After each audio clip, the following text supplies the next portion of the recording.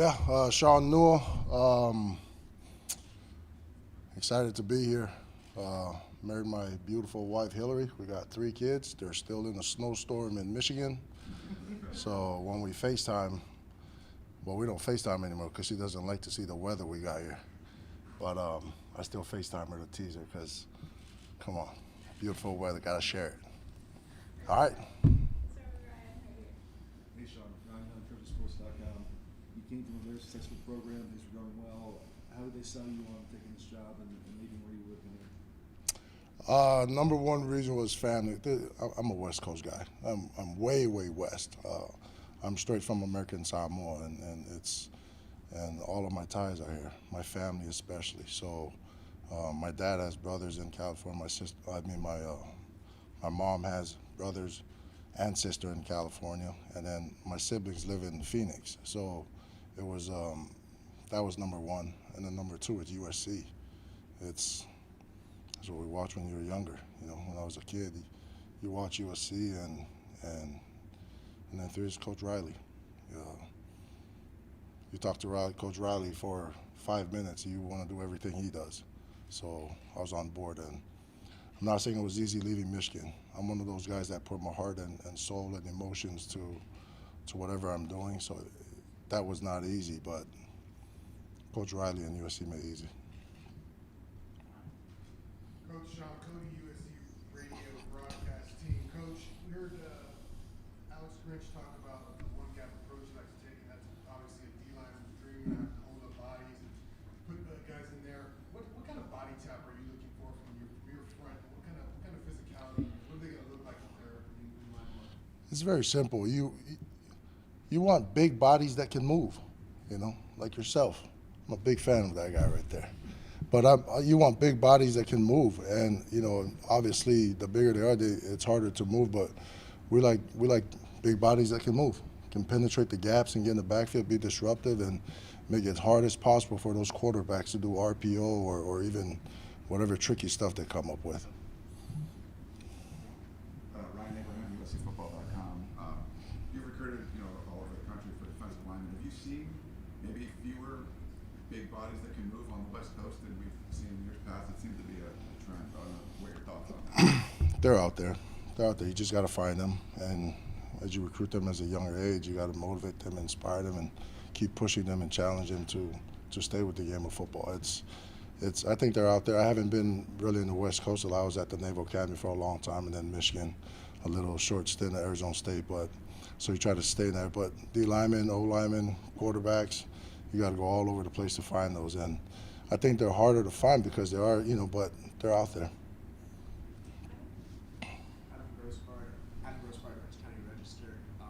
Depth was an issue on the defensive line for USC last year. What's your evaluation of where you are at that position on the roster right now? We haven't been here long enough to give you a honest or complete evaluation of the depth or where we are, but I guess the right word is we are encouraged with what we've seen so far. They are a competitive unit. The numbers are low. It's why we're jumping into the portal and try to get as much help as possible depth-wise. But when it comes to skill set and competitive mindset, I think we got some in that room. So it's encouraging. Hey, Yeah. Sean Greenspan with the Associated Press. You've obviously seen success at the highest level from your time with Pittsburgh. Just what did you see? What did you learn from that helped you connect and teach up younger players?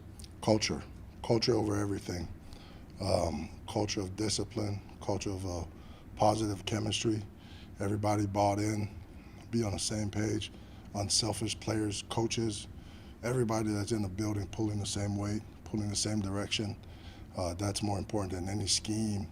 And I think the players and the coaches as well, everybody is seeing and feeling that from Coach Riley's program right now.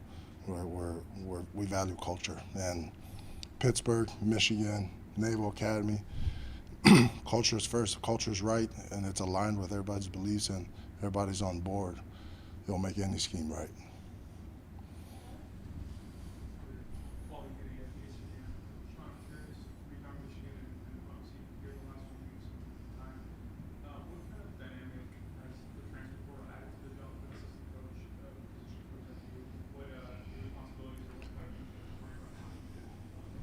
It's nuts. It's crazy. Sorry, I don't know if I was supposed to say that, but it's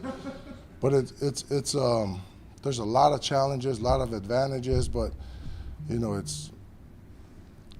you have to have a very good system in it, you know, because it could help you, it could hurt you. But the time of us having to help develop young men, it's almost like cut short now, because if you don't develop, they leave, or if other players in the other program say, oh, I could get developed in that program better, they jump in the portal or whatever it is. It's a great challenge, but us coaches, that's our job. Figure out a way to get around these challenges, get through it. So I'm excited to see what we can do with it. Speaking of the portal, Yep. you've got Tyrone Taleni. Yes, Tyrone Taleni. Out of Kent State, can you talk a little bit about him? What you saw from him? He's an American Samoa guy. Was there just that? He's going to want me to tell you Western Samoa guy. Yeah. We need to make that adjustment. Yeah. Sorry, I apologize. Can you talk a Nah, little it's bit good. It's about the same him thing. And what you saw from him, didn't play a whole lot in Kansas State. Yep. You follow him all the way back to his days in when he first started. He's a young man that's very mature.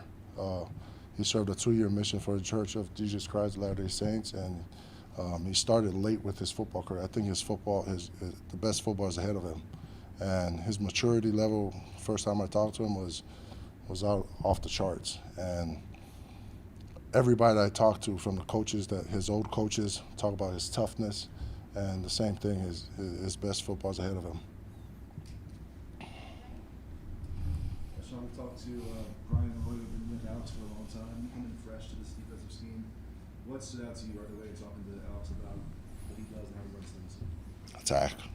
It's an attack scheme, and attack, rip and run. So it's a great scheme. It's a great scheme. It's our scheme. We love it, and the players are going to learn to love it. And what better way to do it than just attack it? So simple as that. Antonio? Hey, Shaun, Antonio Morales from the Athletic. You talked about the culture of it. You were at Michigan. You had a tough season in 2020. You guys bounced back from the this past year. This is a program that had a tough season last year. It's with the concept. What kind of work is necessary to kind of, rebound like that? We take it one day at a time, trust the process and the plan that Coach Riley has put in front of us, and then help enforce it, help live it, and just take it one day at a time. It's a brick by brick thing, and we got to suffer the pain of discipline right now, or we're going to suffer the pain of regret later. So it's a very simple plan, and it's a very effective one. So brick by brick. Hi, Coach. Mark Holton, we are.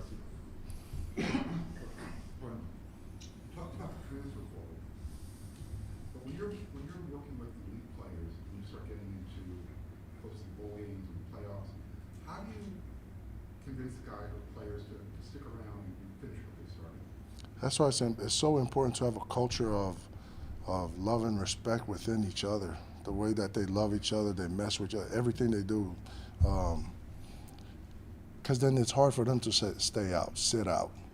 Even if it's just a small bowl game, it matters because they love the brother that they're playing with. So if we can get that culture here, we are going to get it here. And I think that's the only way to do it, because every individual has different plans and stuff, but you develop that culture, it makes it simpler.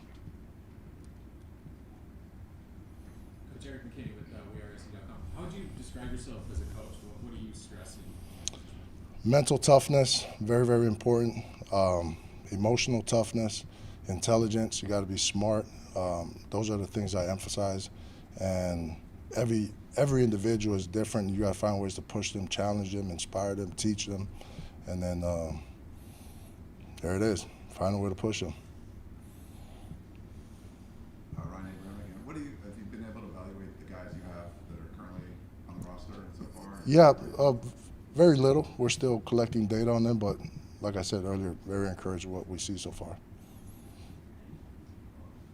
This might be a little redundant, but just Corey Foreman had, kind of a limited role as a freshman last year. What do you envision for him moving forward? He has all the talent in the world, and he's going to be pushed. He wants to be pushed, and it's time for him to shine. So Coach Manning and myself will get everything out of him. Anything else? You mentioned you being from out here and the power of USC. What was your connection with the program growing up? Junior Seau, man. I mean, there's a long list of guys from junior to Troy to those two young men over there. You know, loved it. Loved the way they play the game. Mark, did you have one?